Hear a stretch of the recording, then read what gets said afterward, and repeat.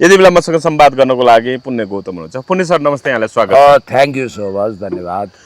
कास्की जिल्ला अदालतले रवि, छवि र जीवी सहित अन्य अभियुक्तहरूको चाहिँ सहकारी ठगी मुद्दा मात्रै कायम राखेर सङ्गठित अपराध र सम्पत्ति शुद्धिकरणको मुद्दा खारेज गरेसँगै यति बेला राष्ट्रिय राजनीतिमा यसको विषयमा गम्भीर बहस र छलफल, चर्चा, आलोचना भइराखेको छ। कतिपयले यसलाई समर्थन गरिरहेका छन्, कतिपयले यसलाई विरोध गरिरहेका छन्। श्रम संस्कृति पार्टीका केन्द्रीय अध्यक्ष हर्क साम्पाङले चाहिँ यसलाई तीव्र आलोचना गर्नुभएको छ। उहाँले लेख्नु भएको छ, अब जीवी राईलाई नेपाल ल्याएर सहकारी मन्त्री बनाऊ रवि सरकार भन्नुभएको छ। कसरी हेर्नु भएको छ पुण्य सर यसलाई तपाईले? ठिकै त भन्नुभयो। हर्क साम्पाङ जस्तो भूमिपुत्र, देशभक्त र स्वच्छ छविको व्यक्तिलाई यो चिन्ता पर्यो कि अब हामीले नेपाल र विकास होस्, निर्माण होस्, भौतिक पूर्वाधार बनोस् भनेर जसरी खाइ नखाइ ट्याक्स तिरेका छौँ, त्यसबाट राज्य कोष बनेको छ। राज्य कोष जति सबै यस्तै सहकारी ठगहरूले देश ठग्ने, सहकारी पीडितहरू बनाउने, सहकारी पीडितको बचत फिर्ता गर्ने नाउँमा भरे भोलि चुनावी राजनीति गर्नको लागि रहेर सहकारी पीडित र हामीले न्याय दिएका थियौँ नि भन्नको लागि, भोट ब्याङ्क बढाउनको लागि रासपाले राष्ट्रिय ढुकुटीमाथि लुट खसोड गरेको छ। अब के रवि जीवी राई अब सहकारी मन्त्री बनाउँदा पनि उपयुक्त हुने जस्तो देखियो यो सरकारको कदम के कारण? बाबा रवि लामी छाने यही केस लाग्दा चाहिँ फ्युचर प्राइम मिनिस्टरको इमेजमा म छु भन्न हुने। सुन्नुहोस् है, यदि जीवी हुँदै रवि जीवी हुन्छन् भने छवि पनि हुन्छन्, रवि पनि हुन्छन्। यदि रवि हुँदैनन् भने जीवी पनि हुँदैनन्, छवि पनि हुँदैन। ए भन्नाले एउटै रवि जति योग्य छन् जीवी पनि त्यति नै योग्य छन्। जीवीलाई पनि अब हिजो रवि गृहमन्त्री उप प्रधानमन्त्री भइसकेको मान्छे, अब छविलाई पनि सहकारी मन्त्री हर्क साम्पाङले भने जस्तै बनाउँदा पनि अब फरक पर्दैन। यो व्यङ्ग्यात्मक हो, यो नगरौँ भन्न खोज्या हो भन्न चाहिँ होइन। यो व्यथिति हो, विकृति हो, विसङ्गति हो, यो खुच्चिङ पर्यो भन्न खोज्या होइन। यो चिन्ता व्यक्त गरेको बुढी मरी भन्ने होइन, काल फल्क्यो भन्ने मुख्य समस्या हो। यो देशमा यति तपाईँको चर्को सहकारी मुद्दामा मुछिएका मान्छे जसको ठगी मात्रै होइन, सङ्गठित अपराध र सम्पत्ति शुद्धिकरण सम्बन्धी सङ्गीन मुद्दा छ र इन्टरनेसनल फाइनेन्सियल टास्क फोर्सले स्पेसल आफ्नो टिम पठाएर, इन्भोइ पठाएर अर्थमन्त्रीलाई भेटेर तपाईँहरू ग्रे लिस्टबाट स्तरोन्नति भएर आफूलाई ग्रे लिस्टबाट हटाउन चाहनुहुन्छ भने कृपया सम्पत्ति शुद्धिकरण र सङ्गठित अपराधको मुद्दामा जिरो टोलरेन्सी, नो मर्सीको नीति अप्नाउनुहोस्, कडै कडाउका साथ जानुस् भनेको भोलिपल्टै झन् यो मुद्दामा पुरै राज्यले कमजोरी देखाएको छ। अब ब्ल्याक लिस्टमा परेर नेपालको अन्तर्राष्ट्रिय खाता नै तपाईँको कोल्याप्स हुने सम्भावना छ। नेपालको अन्तर्राष्ट्रिय कारोबार नै ठप्प हुने र देश सोमालिया वा बुरुन्डी हुने खतरा भएको बेलामा ठ्याक्कै जीवी राई र छविलालको पनि मुद्दा फिर्ता लिने भन्ने बित्तिकै त यसले के देखायो भने एउटा रविलाई चोखाउनको निम्ति यो सब गरिएको भन्ने देखियो। भन्नाले रवि लामिछानेको विषय त अब एक ढङ्गले उनी होइन भन्नाले अहिले सार्वजनिक नै छन्, तर जीवी राईको विषयमा त अब उनी अब नदेखि अब मुद्दा लाग्यो, अभियोग लाग्यो, नदेखि सफाइ पाउने जस्तो पो देखियो त होइन? यो रविकै कारण भइरहेछ पुण्य सर। अब उनीहरूको एउटा भाष्य चाहिँ के छ भने उनी जीवित रहेछन् भने के भनेको छ, उनी यो जीवित धरतीमा जीवित नहुन सक्छन्। रासपाको रमेश प्रसाई र पुकार बमले भनेको कुरा कति व्याख्या गर्नु नगरौँ। उनी यो धरतीमा जीवित छन् भने हामी ल्याउँछौँ भनेका छन्। अब ल्याउनै परेन, उनी आउँछन्। अब आफै आउँछन्, अब आउने बाटो खुलेर अब उनी आउँछन्, मेलमिलाप गर्छन् रे। अब हुन त 16 अर्बको मामिला कसरी टुङ्ग्याउँछन् थाहा छैन होइन। कुल सहकारीमा 16 अर्ब फस्या छ। अब त त्यो चोखिएपछि त हाई सन्चो। फेरि एउटा कुरा के रहेछ सर भने नेपालको कानुन यति फितलो छ कि तपाईँले अरबौँ खरबौँ लुटे पनि जम्मा 7-8 वर्ष जेल परेपछि जम्मै फच्चे हुने रहेछ। यो कहाँको न्याय हो, यो कहाँको इन्साफ हो? अहिले पनि सहकारी ठगहरू तारे होटलबाट खाना मगाउँछन्, आनन्दको लाइफ बाँचिरहेका छन्, टिभी हेर्छन्, मस्तले 7 वर्ष बिताउँछन्, जेलबाट बाहिर आउँछन्, अरबौँ रुपियाँ पचाउँछन्। दैविक दण्ड होला, तिनीहरूलाई भलो नहोला त्यो बेग्लै कुरा हो, मान्छेको श्रापले पोल्ला, तर उनीहरूलाई कानुनी उन्मुक्ति हुने यो कहाँसम्मको न्याय हो? बरु यो सरकारले के गर्नु पर्थ्यो भने सहकारी ठगहरूलाई कडाभन्दा कडा कानुन बनाएर कारवाही गर्नुपर्ने तर्फ उसको जोड हुनु पर्थ्यो, तर त्यता गएन र सरकारको ध्यान विचलित भएको छ। र म फेरि पनि तपाईँलाई के भन्छु भने अब होइन हर्क सामल त लेख्नुभयो एउटाले ठग्ने जनताले तिरिदिनु पर्ने जनता हो तपाईँहरूले तिरेको कर सहकारी ठगलाई बचाउन सरकारले बाँडिरहेछ खोइ त बोलेको भनेर भन्नुभएको छ जनताहरूलाई सुशासनको पक्षमा लाग्ने जनताहरूलाई यसको विरुद्ध आवाज उठाउन सशक्त अनुरोध गर्नुभएको छ उहाँले अहिले सुन्नु एउटा बिराउने शाखा पिराउने म तपाईँ उनीहरू हामी सबैले के सहकारी ठगहरूले खाएको पैसा तिर्न हामी बाध्य छौँ अब कर तिर्न बन्द गरौँ साथी हो यस्तै हो भने हाम्रो करको दुरुपयोग हुने भयो राज्य फेल्ड स्टेटमा जाने हो यस्तो भयो भने नेपालले कुनै पनि सेक्टरमा कर तिर्दैनन् है फेरि किनभने हामी बाध्य छैनौँ हाम्रो पैसा कहाँ जाने भयो एकातिर हुँदै नभएको सुकुम्बासीको समस्या ल्याइदिए अहिले त्यो समस्या कुनै समस्याकै रूपमा थिएन सुकुम्बासीलाई व्यवस्थापन गर्ने एउटा दीर्घकालीन योजना चाहिन्थ्यो अल्पकालीन रूपमा केही गर्नु पर्थ्यो लगत सङ्कलन गर्नु पर्थ्यो भूमि आयोगसँग समन्वय गर्नु पर्थ्यो प्रमाणीकरण गर्नु पर्थ्यो र उनीहरूलाई न्याय दिनु पर्थ्यो उनीहरूलाई स्थानान्तरण गर्ने पुनर्वास गर्ने काम गर्नु पर्थ्यो त्यो इट टेक्स टाइम 2-5 वर्षभित्र त्यो हुन्थ्यो होला क्रमशः यो समस्या शान्तिपूर्ण र आर्थिक रूपमा पनि कुनै व्यवहार नपरिकन यो समाधान हुन सक्थ्यो अहिले राज्यमा कुल सुकुम्बासी देशैभरि हटाउने भनेर लागेको रहेछ देशैभरि हटाउँदा 9 देखि 11 लाख सुकुम्बासी थपिन्छन् र कुल 10 हैन हर्क साम्बाले यो बारे पनि लेख्नु भएको छ सुकुम्बासीलाई खेदाउनु हुँदैन है भन्दा मानेनन् अब बस्ती बस्तीमा आफै खेदिनु पर्ने दिन आइसक्यो भनिरहेछन् हो तपाईले अब त्यो आउन सक्छ त्यो समय आउन थालिसक्यो त्यो खतरा बारेमा आफ्नै कार्यकर्ताहरुबाट उनीहरु झन्डै ज्यान जोगाउन मुस्किल पर्छ आज हर्क साम्पाङ जस्तो इमानदार दूरदर्शी देश बनाउन तयार व्यक्तिले अब तपाईलाई म के भन्छु भने उहाँले भनेका कुराहरु ढुङ्गाको अक्षर साबित भएका छन् मिलको पत्थर साबित भएको छ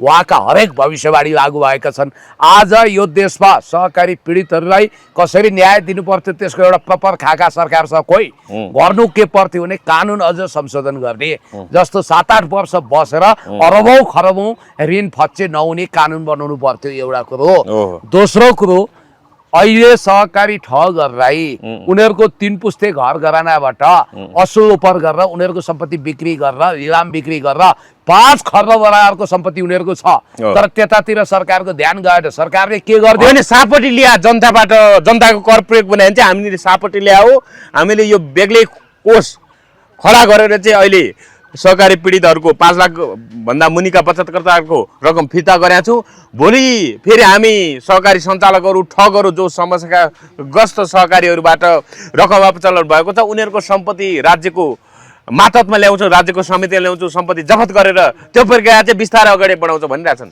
पढ्नुस् त्यसो भए तपाईलाई म भन्छु तपाईले कसैलाई सापटी दिदा नि प्रमाण छोड्नुहुन्छ हजुर तपाईको सकेसम्म अहिले त ओडामा गएर रोभरमा राखेर सरजिमिन गरेर पैसा के रे तपाईको जनप्रतिनिधि ओडाको प्रतिनिधि सहित पैसा दिइन्छ त्यो परिपक्व कागज त्यसलाई मात्रै भ्यालिड ठान्छ हैन पहिला जस्तो वकिलको कार्यालयमा गएर लेख्दैमा पनि हुँदैन म तपाईलाई भन्छु ऋण वा सापटी यही कुरा गरे होला हैन सरकारले हजुर त्यसमा हामीसँग उले ऋण वा सापटी लिएको भए त्यसको लिखितम छ जनतासँग उले कन्ट्र्याक्ट पेपर बनाएको छ हामीलाई सेकेन्ड पार्टी बनाएको छ उले जनताको पैसा उसको के बाध्यता छ भोलि सरकारले तिर्न सकेन भने सक्यो भएन यो भनेको अमूर्त कुरा हो यो साउ र तपाईको ऋणीको बीचको सम्बन्ध जस्तो होइन हैन अहिले त एउटा एआई भिडियो आइरहेको छ हेर्नुस् है पक्राउनै नपरी हाम्रो मुद्दा फिर्ता भयो ल जय बालेन सरकार जय घण्टी भनेर हेर्नुस् त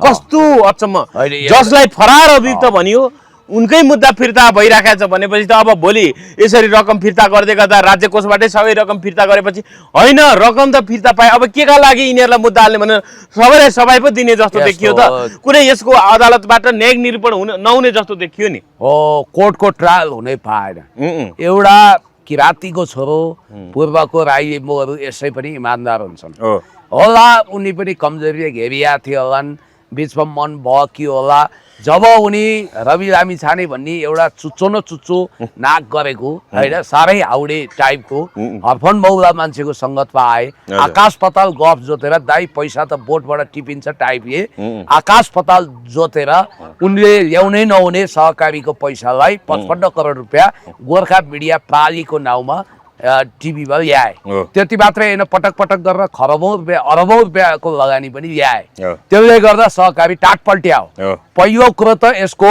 credit goes to Ravi Lamichhane भन्छ नि, नेगेटिभ क्रेडिट कसलाई जान्छ? रवि लामिछाने। त्यसकारण सहकारी डुब्नुमा जीवी जति जिम्मेवार छन्, रवि पनि त्योभन्दा कम जिम्मेवार छैनन्। अब रविलाई पर्यो फसाद, अब आफ्नो मात्रै मुद्दा फिर्ता लिन सक्दैन थिए, उनले थोरै जीवीलाई उद्धार गरे हो र छविलाई गरे हो र उनले त आफ्नो मुद्दा मिलाउनको लागि त्यो मुद्दासँग जोडिएका दुईजनालाई पनि सुनपानी छर्क्या हो। खबरदार, यो आफैमा पनि भोलि अदालतमा च्यालेन्ज छ। फेरि पर्सा लगायतका अदालत, पर्सा, काठमाडौँ, रूपन्देही त बाँकी नै छ, कास्कीले मात्रै छाड्यो। अब चितवनमा चाहिँ दर्ता भएन। संगठित अपराध र सम्पत्ति शुद्धिकरण सम्बन्धी मुद्दा यसै पनि फिर्ता लिन मान्दैन, त्यो गैर कानुनी हुन्छ। भोलि कास्की जिल्ला अदालत विरुद्ध पनि तपाईको अदालतको यो फैसला विरुद्ध, आदेश विरुद्ध पनि उच्च अदालत तुलसीपुरमा यो उजुरी हुन सक्छ र त्यो उप पुनरावेदन गर्न सक्छन्, कसैले गर्न सक्छ नि। होइन, सरकारी वकिलले गर्न सक्छ नि चाह्यो भने, गर्दा नगर्दा बेग्लै कुरा हो। यसमा घपला भएको छ, न्यायिक हिसाबले पनि गडबडी भएको छ। राजसपाले आफ्नो फौज देखाएको छ, शक्ति देखाएको छ। भनिन्छ बालेन शाहको सत्ताको कुर्सी तब हल्लियो जब रवि लामिछानेको मुद्दा फिर्ता लिन थालियो। हुन होइन, उनी अब रातारात हेर्नुहोस् त पुण्य सर, यही 17-18 गते हुन त योभन्दा अगाडि परराष्ट्र मन्त्री शिशिर खलाम जाने कुरा थियो, तर त्यहाँ हुने भनेको कार्यक्रम स्थगित भएको हुनाले नजाने भन्ने कुरा छ। अब अर्थमन्त्री डाक्टर सोनिम अग्ले पनि जाने कुरा छ। अब यही 17-18 गतेतिर, 18 गते 17-18 गतेतिर एउटा कार्यक्रम थियो। अब परराष्ट्र मन्त्रीको चाहिँ कार्यक्रम स्थगित भएर उहाँ नजाने हुनुभयो। अब रवि लामिछाने चाहिँ भारत भ्रमण जाँदै हुनुहुन्छ। उहाँले त्यहाँ चाहिँ अब भारतीय विदेश मन्त्री एस जयशङ्कर र भारतीय प्रधानमन्त्री नरेन्द्र मोदीसँग पनि भेट गर्ने भन्ने कार्यक्रम छ। अब के हुँदैछ? अब कतै न कतै नयाँ ढङ्गको राजनीति समीकरण भन्नाले अब राष्ट्रसभाको सरकार ढले पनि फेरि राष्ट्रपतिकै नेतृत्वमा सरकार बन्ने हो। त्यो हिसाबले बालेनलाई हटाएर कतै रवि लामिछानेलाई नेतृत्व स्थापित गर्ने प्रयास त भइरहेको छैन शक्ति केन्द्रहरूले? कसरी हेर्नु भएको छ? होइन, अर्को कुरा म यहीँनिर, अब विक्रम मिश्रीको यही वैशाख 28 गते अब नेपाल भ्रमण हुँदै थियो, तर बालेनले भेट नदिने भनेपछि उनी आउन चाहेनन् भन्ने कुरा आयो। त्यो हिसाबले यो राष्ट्रसभाको सरकार र पार्टीको समग्र भारतप्रति हेर्ने दृष्टिकोण चाहिँ सकारात्मक बनाउन, सम्बन्ध सुधार्न पनि लामिछाने जाँदैछन् भन्ने कुरा छ। कहीँ न कहीँ अब यो बालेन सरकारप्रति भारत असन्तुष्ट रहेको कुराहरू पनि आइराख्दाखेरि कति अब रवि कार्ड खेल्न सक्छ भारतले? अथवा यसलाई एकदम सशेषित गरेर भन्नुपर्दा रवि लामिछानेको सरकार प्रो अमेरिकन टाइपको देखिन्छ। डिप स्टेट र इन्डो वेस्टसँग उसको लगाव देखिन्छ। इन्डियाको र चाहिँ तपाईँको पश्चिमाहरूसँग एसोसिएटेड छ मूलत। अब बालेन त्यही भित्र आबद्ध भएको भनेर म सब प्रमाण छैन, तर कहीँ न कहीँ त्यहाँबाट इन्फ्लुएन्स भएको, डिप स्टेटको प्रभावमा रहेको, दबावमा रहेको देखिन्छ भनिन्छ। अब यता स्वाभाविक हो, चीनलाई चिडाउने र भारतलाई इग्नोर गर्ने बालेनको नीति हो। यो रिपब्लिकको सवालमा पनि उसले मिडिया स्टन्ट मात्रै गराएको छ, होइन? उसले डिप्लोमेटिक प्रेस रिलिज मात्रै रहेछ, सिग्नेचर छैन, केही छैन। अब मूलभूत विषयमा जाउँ, रवि लामिछाने भारत भ्रमण गर्दैछ, के हुन लागिरहेछ? भारत भ्रमण गर्नुको मतलब मलाई बालेन शाहले सिद्धाउन खोज्यो। बालेन शाहको भारतलाई हेर्ने दृष्टिकोण राम्रो छैन भनेर खुसामत गर्न जान लाग्यो। मुकुल ढकालले राजदूतावासमा गएर स्वर्णिम बाबुले र रवि लामिछाने गिडगिडाएको, मलाई प्रधानमन्त्री बनाइदिनुहोस्, म यो गर्छु ऊ गर्छु, भुटानीकरण स्वीकार गर्छु, सिक्किमीकरण कबल गर्छु भनेर आइरहेछ त सबै कुरो। त्यस कारणले गर्दाखेरि उनी योभन्दा अगाडि चुनाव अगाडि नै भिजिट गर्न चाहन्थे, सफल नभएको। अहिले परराष्ट्र मन्त्री शिशिर खनालले बचकरा देखाउँदा, अपरिपक्वपन देखाउँदा धेरै क्षति पुग्यो भन्ने क्यालकुलेसनमा रवि लामिछाने छन्। रवि लामिछाने त काठमाडौँमा मोदीको भाइ आउँदा पनि लम्पसार पर्न गएकै उनी गृहमन्त्री हुँदा। नरेन्द्र दामोदर दास मोदीको भाइ द्वारिका होटलमा बसेका थिए। अब यहाँनिर अलिकति अघिल्लो प्रसङ्ग हामीले टुङ्ग्याएपछि यसमा आउँला। तपाईँलाई म यति मात्रै भन्छु कि रवि लामिछाने प्रधानमन्त्री हुन सबै तागत लगाएर अगाडि बढेका छन्। बालेन पनि के कम, सके आफै सर्वोच्च नेता हुने, नभए पनि भूपदेवलाई अगाडि सारेर पार्टी कब्जा गर्ने उनको योजना रहेछ। सके पार्टी कब्जा गर्ने, नभए उनी अहिलेसम्म त राजसभा छैनन्, किनभने उनले सदस्यता लिएको पनि छैनन्। म वरिष्ठ नेता हुँ भनेर काहीँ इन्टरभ्यू पनि दिएका छैनन्। सायद उनले पद्मरत्न तुलाधरले 2048 सालमा एमालेको कोटामा सांसद मन्त्री भए जस्तै उनी राजसभाको चुनाव चिन्ह मात्रै प्रयोग गरेका हुन्, कम्प्लिट प्योर एन्ड कम्प्लिट राजसभा होइनन्। भोलि होलान् नहोलान् उनको कुरा हो। यहाँनिर गम्भीर समस्या के आइदियो भने जीवी राईको प्रकरणमा राज्यले ठुलो भूल गरेको छ, रवि लामिछानेको प्रकरणमा भूल गरेको छ। अब जीवी राई अस्पताल 2 पताल यत्र तत्र सर्वत्र 3 त्रिलोक 14 भवनबाट खोजेर ल्याउनु पर्ने हैन। यो सरकारले अब त झन् मुद्दा फिर्ता गर्न प्रक्रिया सुरु गरेपछि अब जीवी राईको बारेमा झन् यिनीहरू अब खोजी नीतिमा लाग्ने जस्तो देखिएन हैन। अब झन् यिनीहरू झन् यो मुद्दामा अलिकति लचिलो होला जस्तो देखियो। त्यसकारण रवि लामिछाने, जीवी राई र छविको मुद्दा एउटै हो र त्यो मुद्दामा नेपालले वास्तवमा रविराज चोक्याउने गरी जसरी एउटा न्यायिक निरूपण गरेको छ, कोर्टको र मिडिया ट्रायल दुवै गरेको छ, यसपछि नेपाल अब ब्ल्याकलिस्टमा परेर नेपालको अन्तर्राष्ट्रिय खाता बन्द हुने, नेपालको आर्थिक कारोबार ठप्प हुने। अनि यो सरकार कति घटिया छ भने कुनै पनि मान्छेले मलाई गरिब भनिदेऊ भन्दैन। यो सरकार चाहिँ हामीलाई गरिब भनिदिनु, हामीलाई गरिब देशको रूपमा दर्ज गर्नु भनेर चिठी लेख्छ। यो सरकारले त हामी विकसशील देशको दर्जामा पुग्न चाहन्छौँ, विकसित देशको दर्जामा पुग्न चाहन्छौँ भन्नुपर्नेमा विकसोन्मुख मात्रै होइन, एलडीसी लिस्ट डेभलप कन्ट्रीको सूचीमा हामी चढ्न चाहन्छौँ भनिरहेछ भन्ने बित्तिकै तपाईँ के ख्याल गर्नुहोस् भने सरकारको प्रायोरिटी पुरै गलत छ। अब कुरा आउँ रवि लामिछानेको। अब रासोपाभित्र एउटा हलचल भएको कुरो देखिएको छ। अमरेश कुमार सिंहलाई प्रयोग गरेर पनि रविले कति कुरा बाहिर ल्याएका छन्। रविको ध्यान भनेको के हो भने यो सरकारलाई अलोकप्रिय होस् र यसलाई विस्थापित गरौँ भन्ने, तर रविले यसो गरेको खण्डमा हुनेवाला चाहिँ अर्कै परिणाम हो नि। फेरि के हुन्छ थाहा छ? हर्क साम्पाङज्यूलाई म भन्न चाहन्छु, अब तपाईले पुरा तयारी गर्नु पर्यो। दौरा सुरुवाल नयाँ किन्ने कि पुरानैमा आइरहनु लगाउने त्यो तपाईको कुरा हो। अब तपाईँ म प्रधानमन्त्री हुन्छु, म प्रधानमन्त्री भएपछि देशको विकास गर्छु, गरिबहरूको उद्धार गर्छु, सुकुम्बासीको उद्धार गर्छु, लिपु लेखलाई नेपालको नक्साभित्र म व्यावहारिक रूपमा इन्कर्पोरेट गर्छु, युएनको जनरल एसेम्ब्लीमा जाँदा स्पेसल रेजोल्युसन पास गर्छु। अब मैले सहकारी पीडितहरूलाई न्याय दिलाउने विधि भनेको राज्य कोष खर्च गर्ने होइन, सहकारी ठगको 5 खर्ब बराबरको सम्पत्तिबाटै लिलाम बराबर गरेर त्यसैबाट म तिराउँछु, देशलाई न्याय दिन्छु, विकसित गर्छु, म प्रधानमन्त्री हुन्छु, त्यसपछि राष्ट्रपति हुन्छु, देश हराभरा बनाउँछु भन्ने तपाईँको सपना जो थियो अब पुरा हुन लागे जस्तो छ। अब बरु बालन सरकार हटेको खण्डमा काङ्ग्रेस एमाले पनि सरकार बनाउन ध्यान दिँदैनन् अहिले, किनभने अहिले प्रतिपक्ष नै बस्नुपर्छ। अब नयाँमा को त भन्दा को हर्क साम्पाङ, उहाँको प्रधानमन्त्री हुने मिति यसै पनि मैले अस्ति कुण्डली हेरेको थिएँ उहाँको, या म भन्न चाहन्छु बालनको 84 देखि 86 सम्म सिद्धाको समय सिद्धिने हुनाले बालनको गडबडी छ। 2046 साल वैशाख 14 गते साँझको 6:15 बजे जन्मिएको बालन शाहको अहिलेसम्म राम्रै कुण्डली चलेको छ। अब उहाँको सिद्धाको समय सकिन्छ। अब हर्क साम्पाङको जन्म मिति र समय भन्न मलाई पर्मिसन छैन, तर मैले कुण्डली हेरेको छु, उहाँको योगिनी दशा पनि सिद्धा चल्छ, उहाँको ग्रह मङ्गल र प्रधानमन्त्री हुने योग छ हर्क साम्पाङको। तपाईको ज्योतिष भविष्यवाणी त्यो भने ज्योतिष पनि हो नि तपाईँ हैन?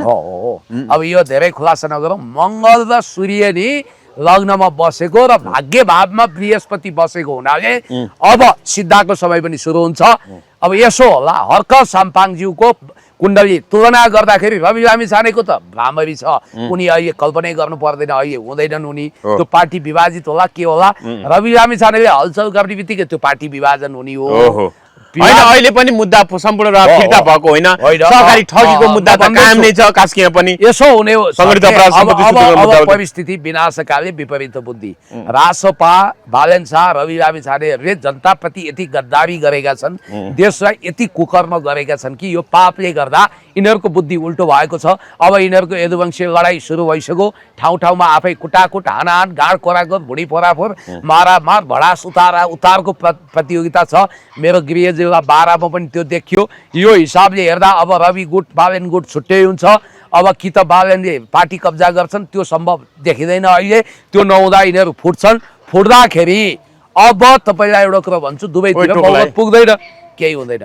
दुवैतिर बहुमत पुग्दैन, केही गर्दैन कि अहिले। दुवैतिर बहुमत नपुगेपछि के हुन्छ भन्दा अब समय पनि हेर्नुहोस्, ज्योतिष शास्त्रीय हिसाबले पनि मैले तपाईँलाई भनिहालेँ, भाग्य भावमा बृहस्पति छ, योगिनी दशा सिद्ध आउँदैछ, कि त बालन अब रवि त रिङ आउट हुन्छन्, रवि हुँदैनन्, रवि यो जुनीमै प्रधानमन्त्री हुँदैनन्, लेखेर राख्नुहोस्। ए तपाईँको भविष्यवाणी त्यही हो, मेरो भविष्यवाणी, उनको कुण्डली सबै हेरेको छु मैले, उनी हुँदैनन्, उनी जे हुनु थियो सिद्धि हो। उनको बुवा पनि उपमा टुङ्गिया, उप प्रधान पञ्चायत थिए। अब बालन शाहको भन्नाले यो चाहिँ रवि लामिछानेको आफ्नै कर्मले गर्दा उनी आफ्नो पार्टीको 2/3 नजिकको मत आउँदा पनि प्रधानमन्त्री हुने योग नदेखिए भाग्य सर त्यही हो। यही हो। अलिकति विस्तार गर्नु नि, के कारणले, के कर्म कारणले, के कर्मको कारण भने, एक त बालनले जति पनि अहिले सुकुम्बासी विरोधी अनि देशमा जुन गर्ने नहुने कामहरू गरेका छन्, गरिब मारा काम गरेका छन्, त्यो शक्तिको स्रोत भनेको रासपा हो। रासपाले उनलाई प्लेटफर्म उपलब्ध गराएको हुनाले यो भएको।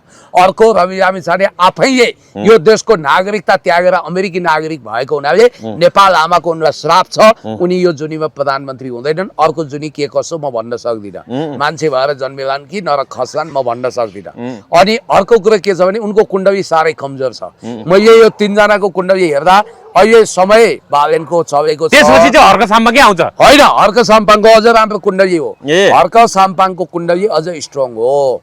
म तपाईँलाई के भन्दैछु भने अब समयको कुरा हुन्छ जनकजी। समयले पाजीमा काजी, काजीमा पाजी बनाउँछ। 2083 सालको चैतपछि याद गर्नु होला, बालनको खराब दिनहरू सुरु हुन्छ। त्यो भित्रै केही विडङ्ग हुन सक्छ। र मैले तपाईँलाई भनिहालेँ, अब कि त हर्कको भन्दा शक्तिशाली कुण्डली भएको कुनै मान्छे सत्तामा पुग्छ। बालन त च्युत हुन्छन्, 86 सालपछि बालन सत्तामा रहँदैनन्, यो कुरा ख्याल गर्नु होला। अब उनी एकदमै धेरै रहने भनेको 3 देखि 4 वर्ष हो। त्यसपछि उनी पुरा कार्यकाल गुजार्दैनन्। 86 सालपछि होइन, 86 सालभित्र याद गर्नु होला, 87 टेक्दैनन्, 86 सालभित्र हुनसक्छ 83 को अन्तिममा, 84 मा, 85 मा या 86 मा, जुनसुकै समय उनी पदच्युत हुन्छन्। त्यो ठाउँमा हर्क साम्पाङ भन्दा शक्तिशाली कुण्डली अरूको छ भने उनी प्रधानमन्त्री भए, होइन भने हर्क साम्पाङ नै प्रधानमन्त्री हुन्छन्। दौरा सुरुवाल सिलाएर राखेको हुन्छ। हजुर। अब पुण्य सर, यहीँनिर अब गणतन्त्र दिवस आउन अब 2-3 दिन मात्रै बाँकी छ होइन। अब हर्क साम्पाङले चाहिँ अब भोलि प्रतिनिधि सभाको बैठक बसिरहेको छ। अहिले बजेटको विषयमा छलफल भइरहेछ, प्री बजेट छलफल भइरहेछ। 15 गते गणतन्त्र दिवसकै दिन अनिवार्य रूपमा संसदमा बजेट पेश गर्नुपर्ने संवैधानिक बाध्यता छ। तर बालन शाह जबसम्म संसदमा आउँदैनन्, जबसम्म उत्तरदायी जवाबदेही भन्दैनन्, तबसम्म मेरो विरोध उही खालको हुन्छ, उही ढङ्ग हुन्छ, उही शैलीको हुन्छ भनेर हर्क साम्पाङले भनिराख्नु भएको छ। भने चाहिँ भोलि चाहिँ हर्क साम्पाङले पर्चा अथवा डिस्प्ले छातीमा राखेर अथवा भनौँ हातले फैलाएर जसरी देखाइराख्नु भएको छ सभामुखको आसनतर्फ, त्यही ढङ्गको विरोध शैली अपनाइराख्दाखेरि भोलि अझै बालन शाहलाई आउनै पर्ने बाध्यता अथवा कस्तो हुन्छ, अझै भारी पर्न सक्ने सम्भावना कस्तो देख्नु भएको छ? बालन शाह त फेरि गणतन्त्र दिवसको दिन पनि नबोल्ने रे, राष्ट्रपतिले सम्बोधन गर्ने, गणतन्त्रको सलामी खाने तर बोल्दै नबोल्ने, के हो? ढुङ्गा बोल्दा तर बालन शाह बोल्दैन। उनले बुद्ध जयन्तीको उपलक्ष्यमा बोलेनन्, लुम्बिनी गएनन्, गुम्बा भत्काउँदै थिए त्यही दिन, उता दुर्गा मन्दिर भत्काउँदैछन्। तपाईको वीरता मोड बालन शाह होइन, बोलेनन् शाह हो यिनको नाम भन्दैछन्। बोलेनन् शाह हो, ठिक हो। अब बालनका पालन मिडियाले के दुष्प्रचार गर्छन् यसको ठेक्का म लिन्न। तर कुरा चाहिँ पक्का के हो भने, याद गर्नुहोस् है, पक्का कुरा के हो भने बालन शाहले यो देशको लोकतन्त्रलाई हेपेका छन्, संसदमा रौँ बराबर गरेका छैनन्। भनेपछि संसदमा आएर जवाफ नदिएसम्म हर्क साम्पाङको विरोध शैली जारी राख्नुपर्छ। जारी हुन्छ, होइन डेमोक्रेसीमा होइन निलम्बन गर्यो, कारबाही गर्यो भने के होला फेरि? त्यस्ता निलम्बनले केही हुँदैन। कुनै 12 हातको टाढा, कुनै माइकलाल अहिले गइरे डत्तु गइरे कुडा कर्कर झारपत गर्ने हर्क साम्पाङलाई चलाउन सक्दैनन्। हर्क साम्पाङ भनेको जनताले चुनेको प्रतिनिधि हो, देशभक्त हो। त्यस कारणले गर्दाखेरि टिको लगाएर बनेको होइन, कसैको दयामा, कसैको निगाहमा, कसैको असीम अनुकम्पामा तथास्तु भनेर बनेको होइन। यो देशमा बालन शाहको जति वेट छ नि संसदमा त्योभन्दा कम छैन, बरु बढी नै होला। त्यस कारणले गर्दाखेरि म तपाईँलाई भन्न चाहन्छु, छोएर मात्रै हेर, ओपन च्यालेन्ज हर्क साम्पाङको बारेमा निलम्बनको कुरा सपनामा त सोच्यौ होइन? निलम्बन गर्यो भने के भारी पर्छ राष्ट्रपति सरकारलाई? सभामुखलाई भारी पर्छ। त्यो नै एउटा यस्तो कारण बन्छ कि सिंहदरबार, बालुवाटार सबै गरिब सुकुम्बासीहरूले घेराउ गरेर हर्क साम्पाङलाई नै लगेर प्रधानमन्त्री बनाइदिन सक्छन्। त्यो अवस्था आउन हो, म प्रधानमन्त्री एकदमै भारी महँगो ठुलो मूल्य चुकाउनु पर्छ। अति ठुलो मूल्य चुकाउनु पर्छ। यो भुल यो सरकारले नगरोस्, गर्ने पनि छैन।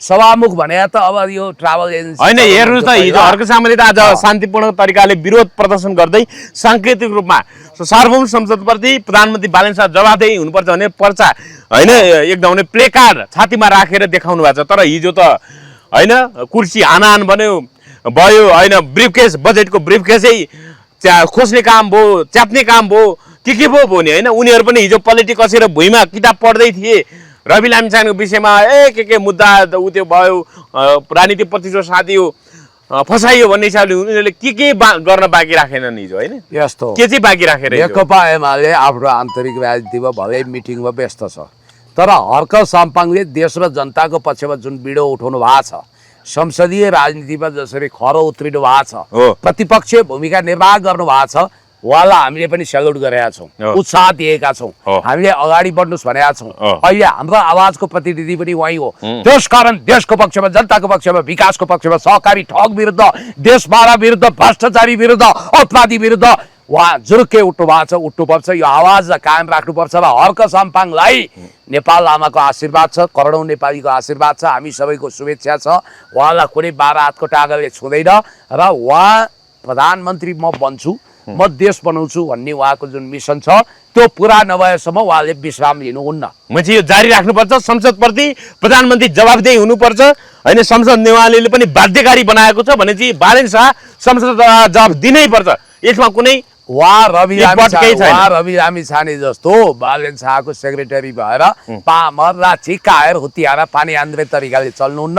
उहाँ ज्ञानेन्द्र साईजीले जस्तो बाहिर विरोध गरेर भित्रभित्र लन्च र डिनर पनि गर्नुहुन्न। र उहाँ अर्को कुरो कुर्सी तोडिदा ब्रिफकेस खोसिदा त सांसद पद निलम्बन भएन भने पर्चा देखाउँदै निलम्बन गर्न मिल्छ त हर्क साम्पाङ। तरिका उनीहरूको सांसद अहिले सांसद भइ खाएका मान्छे अहिले हुन त फर्स्ट एड नाङ्गे भएका थिए, नाङ्गिया थिए, संसद नाङ्गो थिए। यही डिपी अरियालजी तपाईँ पनि राजनीतिक ब्याकग्राउन्डको व्यक्ति त होइन, पहिला निलो स्कार्फ लगाएर हिँडेको थिए, त्यहाँ निलो स्कार्फ लगाएर रोस्टम घेर्न जाँदा मर्यादा पालक समेत अप्ठ्यारो पारेका थिए भने तपाईँलाई एउटा कुरो भन्छु, हर्क साम्पाङले के अपराध गरे? अक्षरहरू बोल्यो, आफू बोल्नु भएन, विरोध गर्नुभयो, असहमति जनाउनु भयो। जननेता मदन भण्डारीले पनि रोस्टम घेर्नु भएको थियो। इतिहास साक्षी र गवाई छ। जब जब देश डुब्छ, जब जब गरिबहरू निमुखाहरू होचा अर्घेला विरुद्ध डोजर चल्छ, तब तब बुलन्द आवाज लिएर देशभक्तहरू, विकास प्रेमीहरू उठ्छन्। यो देशको शान्ति र विकासको प्रतीकको रूपमा हर्क साम्पाङजी म प्रधानमन्त्री भएर यो देश बनाउँछु भन्ने मनसा वाचा कर्मणा सङ्कल्प लिनुभएको छ। अब यहाँनिर म के देख्छु भने दुनियाँथरी महिलाहरू बिगार्दै, विदेशी महिलालाई पेट बगाउँदै हिँड्ने र थरीथरीका नाटक नौटङ्की गर्ने, सिंहदरबार जगाउने, बिआइसिसी जगाउने, अनेक खरानी ग्याङका कमान्डरका सदस्य भएका ऐरे गैरे भैरेहरू अहिले संसदमा छन्। साँच्चै त्यो गौरीबहादुर कार्कीले नसमेटेको वा नयाँ आयोग बनेर छानबिन गर्ने भने राजसभाबाट निर्वाचित भएका 50% सांसदहरूको फौजदारी केस हुन्छ। तपाईँले यो कुरा गर्दाखेरि हेर्नु त चेलीबेटी बिगार्ने, श्रमदान गएर पारिवारिक सम्बन्ध नै बिगार्ने काम भयो भनेर एकजना पूर्व कर्मचारीले त निरन्तर हर्क साम्पाङको आलोचना गरिरहेछन्। क्युआर पार्टी हो यो, पैसा उठाउने, खाने, मोजमस्ती गर्ने भनिरहेछन्। कसरी नपुग्ने सर? उहाँ आफैले हिजो म मार्फत यति सहयोग आयो भनेको कुरा चाहिँ सम्बन्धित ठाउँमा नपुगेको भनेर पनि मान्छेहरूले भनिरहेछन्। कसरी हेर्नुहुन्छ तपाईँले? पहिलो कुरो त के कतिपयले भनिरहेछन् त्यस्तो पनि। त्यो घर कसको बिग्रिएछ? नाम र ठेगाना सहित हामीलाई चाहियो भनेपछि चाहियो प्रमाण चाहियो। नम्बर 1। नम्बर 2 होइन क्युआर पार्टी हो त संसद वारके स्याल हुइया पार्टीले, त्यो टिमले। स्याल हुइया भन्नाले कुन पार्टी? स्याल हुइया मचाउने को छ त? अब रासपाको इर्दागिर्दामा घुम्ने होइन खरानी ग्याङहरूले र घन्टे ग्याङहरूले अहिले के गरिदिए तपाईँलाई थाहा छ? हर्क साम्पाङज्यूको टिम दार्चुला जाँदा जङ्गलभरि कन्डम भेटियो भने, अब कन्डम भेटिएन, कसले दूरबीन लगेर हेऱ्यो अथवा भेट्या फोटो भिडियो ल्याए हुन्छ, अनि आफै फ्याँकेर भने कि के थाहा होइन। त्यसकारण कन्डम भेटिएन, के परिवार नियोजनका साधनहरूको के हो भन्ने कुरो हामीले त्यो चासोको विषय पनि होइन, रुचिको विषय पनि होइन। अहिलेसम्म कुनै चेलीबेटीले घरबार बिग्रियो भनेको छ?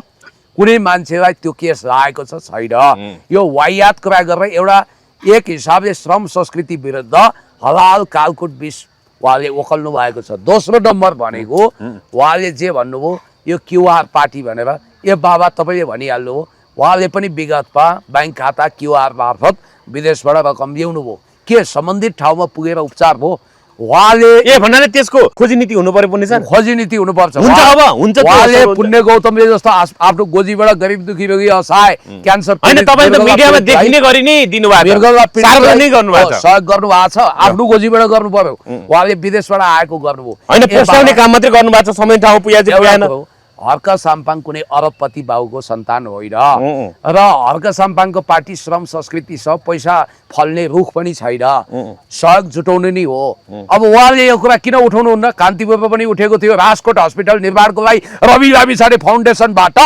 करिब करिब 20-25 करोड उठेको थियो जम्मा 5 करोड सदुपयोग भएर बाँकी पैसा कहाँ गयो अनि कोरोना कालमा जनमैत्री हस्पिटल लिजमा ल्याए होइन रवि लामिछाने फाउन्डेसनले उठाएको करोडौँ पैसाको हिसाब किताब के छ सबभन्दा ठुलो क्युआर पार्टी त उहाँले काँधैमा बोक्नु भएको पार्टी के रासोपा हो रासोपाले जति चन्दाको धन्दा कसरी ए राष्ट्रिय क्युआर पार्टी चाहिँ राष्ट्रिय स्वतन्त्र पार्टी हो हो ए रासोपा नै हो त्यसलाई अब हाम्रो डिबिराम खनालजीले बडो नयाँ परिभाषा गर्नुभएको छ देश जगाउन हिँड्ने ट्यापे मुन्द्रे चुल्ठे सुल्फेहरूको टिमलाई चाहिँ खरानी ग्याङ भन्नुभएको छ उहाँले सहकारी देख्नै नहुने ब्याङ्क देख्नै नहुने जताततै ठगिहाल्ने रोग लागेका अचाक्ली उग्र र उत्तेजक मान्छेहरूको टिमलाई चाहिँ उहाँले घन्टे टिम भन्नुभएको छ घन्टे र खरानीहरूको संयुक्त मोर्चा नै रासोपा हो भनेर उहाँले भनिदिनु भएको छ म यति कुरो भन्छु कि सिसाको घरमा बसेर अर्काको घरमा ढुङ्गा हाड्नु हुँदैन र याद गर्नुहोला म नेपाल हाँसेको हेर्न चाहन्छु भन्नेहरूले नेपाललाई रुवाएको अवस्था छ अब म त यहाँ सुन्दैछु बालन शाहजी त यी सब काम छोडेर एउटा ऱ्याप गीतको तयारीमा हुनुहुन्छ ल अब हेर्नु त कुरो गऱ्यो कुरैको दुःख अब उहाँहरू उही शेरबहादुर देउवाले भन्नुहुन्थ्यो कि एकचोटि मैले भेट गरेँ होइन अहिले त उहाँको च्यानल ह्याक भएको अथवा उहाँले राजा ज्ञानेन्द्रलाई चाहिँ फेरि ल्याउनुपर्छ भनेको जस्तो गीतहरू आएको ऱ्याप गीतहरू त्यो बिचमा चाहिँ अब ह्याक भएको त्यो गीत पछि हटेको भन्ने कुरा नै आइरहेको छ हुन्छ यो होइन भन्ने कुरा आइसक्यो यो राजाभन्दा चर्का राजावादी वा लाटो बोक्ने स्वभावका राजावादी ए त्यसैले प्रचार गरे उनीहरूले उनीहरूलाई एउटा झुटो आशा के छ भने हिजो केपी शर्मा ओलीले बैलगाडाको कुरा गरेर राजा ल्याइदिन्छ भन्ने ठान्थे उनीहरू अनि कहिले प्रचण्डले राजा ल्याउँछ भन्छन् जसले राजा ल्याउने होइन त्यसैले राजा ल्याउँछ भनेर त्यसैको पछाडि दौडिया छन् एउटै राम्री केटी देख्नै नहुने ल परिहाल्यो भन्ठान्नी मुसुक्क हाँस्नै नहुने घायल भइहाल्ने स्वभाव भएका केही पागल प्रेमी जस्तै यी राजावादीहरू पनि आफ्नो पौरखमा केही नगर्ने होइन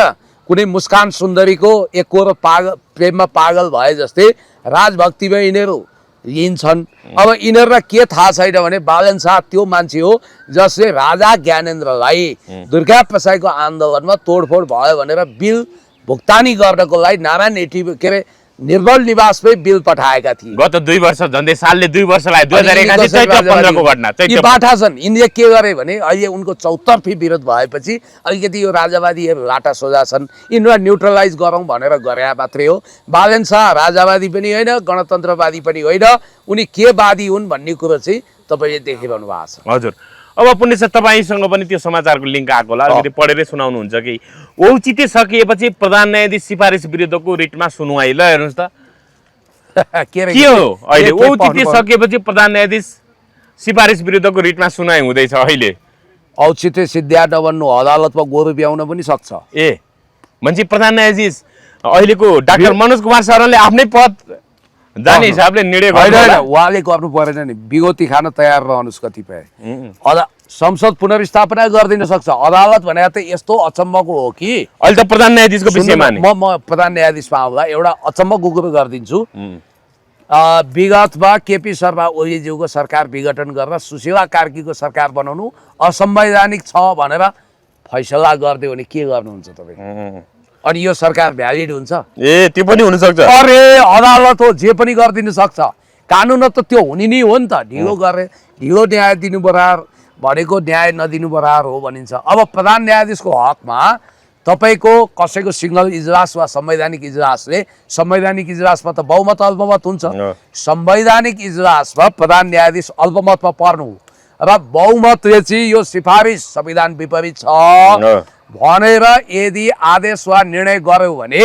आश्चर्य नमान्नुहोस् नहुन सक्छ तपाईले पठाएको लिङ्क पनि म हेर्छु हैन अब यो अनेक छ त्यस कारणले गर्दाखेरि यो यो देशमा औचित्य सकिएपछि प्रधान न्यायाधीश सिफारिस विरुद्धको रिटमा सुनवाई भन्ने रहेछ। अब यहाँ लिङ्क खोल्न पनि अलिकति टाइम लाग्छ। एनिवे यहाँ खोल्दैछ। यो पढेर सुनौ। हुन्छ, अलिकति के रहेछ? औचित्य सिद्धिएपछि प्रधान न्यायाधीशको रिट विरुद्ध सिफारिस विरुद्धको रिटमा सुनवाई। प्रधान न्यायाधीशमा मनोज कुमार शर्माको सिफारिस विरुद्ध दर्ता नगरी दरपीठ भएका रिटहरूमा सर्वोच्च अदालतमा सुनवाई भइरहेको छ। चौथो वरियताका शर्मालाई सिफारिस गर्ने संवैधानिक परिषदको निर्णय विरुद्ध वरिष्ठ अधिवक्ताहरूले सर्वोच्चमा रिट दायर गरेका थिए। तत्कालीन प्रधान न्यायाधीश सपना मल्लको आदेश विपरीत प्रशासनले निवेदन दर्ता नगरेपछि विवादले उग्र रूप लिएको छ। काठमाडौँ न्यायिक परम्परा विपरीत वरियता मिचेर प्रधान न्यायाधीशमा मनोज कुमार शर्मालाई सिफारिस गर्ने संवैधानिक परिषदको निर्णय विरुद्ध औचित्य सकिएपछि सर्वोच्च अदालतमा सुनवाई सुरु भएको छ। शर्माले जेठ 5 गते प्रधान न्यायाधीशको पद राखेपछि जेठ 5 गते प्रधान न्यायाधीशको पदमा राखेपछि 6 गते दर्ता गरेर सोमबार प्रारम्भिक सुनवाई भएको। न्यायाधीश मेघराज पोखरेलको एकल इजलासमा सिफारिस विरुद्धका 3वटा रिटमा सुनवाई भइरहेको छ। संवैधानिक परिषदले वैशाख 24 गते वरिष्ठतम न्यायाधीश सपना मल्ल प्रधानलाई पन्छाएर चौथो वरियताका मनोज कुमार शर्मालाई प्रधान न्यायाधीश सिफारिस गरेको थियो। उक्त सिफारिस विरुद्ध तत्कालै सर्वोच्च अदालतमा वरिष्ठ अधिवक्ता डाक्टर दिनेश त्रिपाठी, अधिवक्ता प्रेम सिगवाल तथा अधिवक्ता गीता थापा लगायतले रिट दर्ता गरेका थिए। संवैधानिक परिषदले वैशाख 24 गते वरिष्ठतम न्यायाधीश सपना मल्ल प्रधानलाई पन्छाएर चौथो वरियताका मनोज कुमार शर्मालाई प्रधान न्यायाधीश सिफारिस गरेको थियो। उक्त सिफारिस विरुद्ध तत्कालै सर्वोच्च अदालतका वरिष्ठ अधिवक्ता दिनेश त्रिपाठी यी रिट निवेदन दर्ता नगरी दरपीठ गरिएको र दरपीठ आदेश विरुद्ध इजलासमा दिएका निवेदनहरू दर्ता नगरी राखिएको थियो। अब यसले के देखाउँछ? मुख्य रजिस्ट्रारले त्यतिखेर दर्ता गरेनन्, अहिले गरेछन्। होइन, कायम त्यति बेला कायम प्रधान न्यायाधीश सपना प्रधानमन्त्रीले त्यो दरपीठ आदेश विरुद्ध पनि अब पुनः दर्ता गर्नु भनेर आदेश दिनुभएको थियो। तर पेशी तोक्नु भनेर 4 गते उहाँले त्यो ढङ्गको आदेश दिनु, 5 गतेको लागि पेशी तोक्नु भनेर तपाईँले त्यो पढ्नु भएन। हतार सरकारले अब उहाँलाई नै 5 गते पेशी तोक्नु भनेको दिन नै अब सर्वोच्चका मुख्य रजिस्ट्रार विमल पौडेल चाहिँ प्रधानमन्त्री तथा मन्त्री परिषद कार्यालय बालेन शाहसँग गएर बसे दिनभरि। अनि त्यसपछि यता प्रधान न्यायाधीशको अब भनौँ न एक ढङ्गले शपथै खुवाउने काम भयो नि। संसदीय सुनवाई समितिबाट पनि सर्वसम्मत भयो भन्ने कुरा आयो। सबै एकै हतारमा निर्णय भयो, फास्ट ट्र्याकमा भयो। तर अदालतले भयो वरिष्ठता मिचेर गरेको सिफारिस असंवैधानिक थियो भनिदियो भने नि के हुन्छ? हजुर, अदालतमा उल्टो गङ्गा बग्छ कि बग्दैन? त्यो पनि दिन आउन सक्छ। यो रिट निवेदनमा किन सुनवाई भएको त? यस्तै केही होला भनेपछि त यो फागुन 21 को चुनाव पनि अवैध गम्भीर संवैधानिक सङ्कट आउन सक्छ।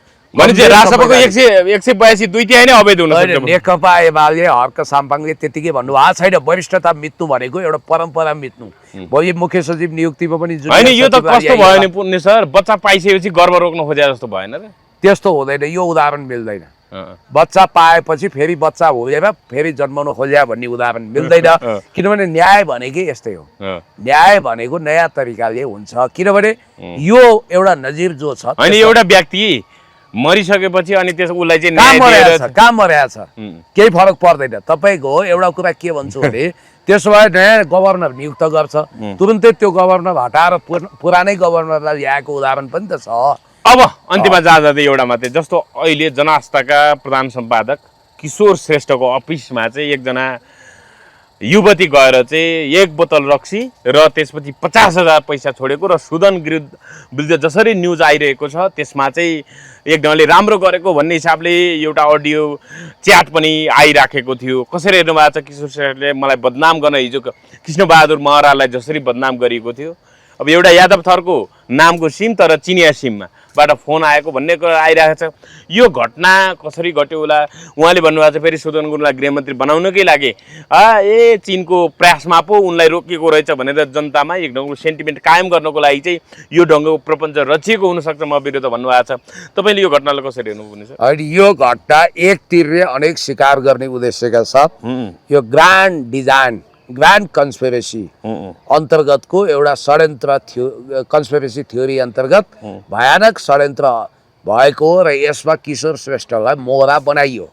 किशोर श्रेष्ठ दाईको विषयमा भन्दा तिमीहरू जुन स्कुलमा पढेर दीक्षित भयो नि भाइ बहिनी हो, त्यो स्कुलको हेड सर र पढाउने हैसियत किशोर दाईको छ। म किशोर दाईको खुलेआम प्रशंसक भएर तपाईँ सामु चाकडी गरेको होइन। म त्यो अखबारमा 2055-56 सालदेखि लेख्छु। माओवादीमा हुँदा हुलाकबाट पठाउँथेँ म आर्टिकल। मेरा कटिङहरू अहिले पनि छ। विश्व राजनीति र नेपाल भन्ने किताबमा पनि 1-2 वटा समेटिँदैछ। तपाईँलाई एउटा कुरो भन्छु, किशोर दाई नाथे एक बोतल व्हिस्की वा रक्सीमा र 50,000 बिक्ने मान्छे हो। गुन्द्रुकको झोलमा इज्जत फ्याँक्नुहुन्छ। मलाई लाग्छ उहाँले आफ्नो पौरखै गरेर पैतृक सम्पत्ति गरेर करोडौँ रुपियाँ त उहाँको नेटवर्थ होला। होइन, अहिले त भिडियो फेरि ती युवतीले चाहिँ गेटसम्म त्यो सामान पुर्याएको अनि एकजना मान्छे आएर चाहिँ सरासर बुझेको भन्ने कुरा आएको। उहाँले भन्दा चाहिँ त्यहाँ अब त्यो छोडेर गएको पछि अफिसको कर्मचारीले देख्दाखेरि चाहिँ त्यो त्यहाँ त्यस्तो रहेछ भन्ने कुराहरू आइरहेछ। के भइरहेछ? एउटा कुरो अहिले त उहाँलाई पक्राउ गर्ने कुराहरू नि आइरहेछ, त्यसको विरोध पनि भइरहेछ। पक्राउ गर्नको लागि ब्याकग्राउन्ड बनायो होला। सुदन गुरुङजीले पानीमाथिको ओभानो बनायो होला। कुन त्यो युवती आश्चर्यजनक छ। सारा सोगी के आइडीमा थियो रे पहिला, अनि उनको फेरि एकाएक डिएक्टिभेट भयो भन्ने कुरा आइडी भयो। तपाईँलाई एउटा कुरो भन्छु, तपाईँले भूमिका बाँधिहाल्नुभयो। किशोर दाई भनेको विश्व पत्रकार सङ्घको उपाध्यक्ष पनि हो। उहाँ ब्लू पासपोर्ट प्रयोग गर्नुहुन्छ। आजसम्मको इतिहास चाहिँ के देखाउँछ भने भूतपूर्व प्रधान सेनापतिको कुरा गर्नुहोस् या बडे बडे मान्छे जो किशोर दाईसँग टकराए, जो हमसे टकराता है वो चुर चुर होता है भने र किशोर दाईले चारैतिर एउटा इन्फर्मेसन ल्याउनुहुन्छ र किशोर दाईलाई यो विषयमा फसाउन खोजिएको। यिनीहरूले गर्न खोजेको के भने गेटसम्म त्यो कुरा रिसिभ गर्न आएको भए स्ट्रिङ अपरेसन गरेर झ्याप्पै त्यहाँ समाएर भिडियो बनाउन खोजेका थिए। किशोर दाई एक त त्यसमा बिक्नुहुन्न। उहाँको मोल 50,000 र एक बोतल रक्सी बराबर होइन। उहाँ धेरै गुन्द्रुकको झोलमा इज्जत नफाक्ने मान्छे हो। त्यस कारणले गर्दाखेरि म तपाईँलाई भन्न चाहन्छु किशोर दाई माथि भयो होइन, तपाईँले भन्नु खोजे धेरै दिए भए चाहिँ उहाँले त्यो पनि होइन, त्यो भन्नै खोजे होइन। तपाईँ कहाँ कुरालाई उल्टो पाल्टो बनाउनुहुन्छ। मैले भन्न खोजे किशोर दाई भनेको प्रोफेसनल जर्नालिस्ट हो। उहाँले जेनजी आन्दोलनको प्रतिवेदन ल्याइदिनु भयो जो सरकारले लुकाउन खोजेको थियो। सुदन गुरुङको त्यो दीपक भट्टसँग हिमचिम रहेको उसको होइन, तर जनस्थलले अलि सुदन गुरुङको विषयमा अन्टसन्ट जे पाए त्यही लेखेको खेदेको भन्ने आरोप पनि त छ नि। होइन, अन्टसन्ट भने के तथ्य र प्रमाण सहित दिनु भएको छ। अनि सुदन गुरुङ चाहिँ कौन सा दुधले धोएको मान्छे हुन्। उनले चाहिँ हातमा तिब्बत ओरिजिन्स ब्लडको ट्याटु खोप्न हुने, उनको कुनै दृश्य देखिने, कर तिरेको कुनै बिजनेस नभए नि 35 करोड बराबरको सम्पत्तिको मालिक हुने, विभिन्न रिसोर्टमा जाँदा युवती साथीसहित जान हुने। सुदन गुरुङ यति रहस्यमय छन् कि जेम्स बोन्ड मुभीको जेम्स बोन्ड पात्र जस्तै छन्। आर्थर कानन डायलको सर्लक होम्सको पात्र जस्तै छन्। सुदन गुरुङ विवाहित कि अविवाहित? यो तपाईँको राजीव खत्री भन्ने मान्छे के भन्दैछन्, उनी अविवाहित रहे। त्यसो भए 2072 सालको भूकम्पताका उनको छोरो बितेको कुरा गरेका छन्। अविवाहित मान्छेको छोराका आकाशबाट वर्षिन्छ। हाम्रो संवेदना छ, हामी हार्दिक श्रद्धाञ्जली दिन्छौँ। तर अहिले उनी विवाहित हुन् कि अविवाहित, यो विषयमा सबै तथ्य आउनु पर्यो र किशोर दाई यस्तो प्रपञ्च विरुद्ध लड्नुहुन्छ। काण्डले फेरि त्यो बारम्बार त्यो कोट्याएर किशोर दाईलाई प्रहार गर्ने हरकत नहोस्। Thank you.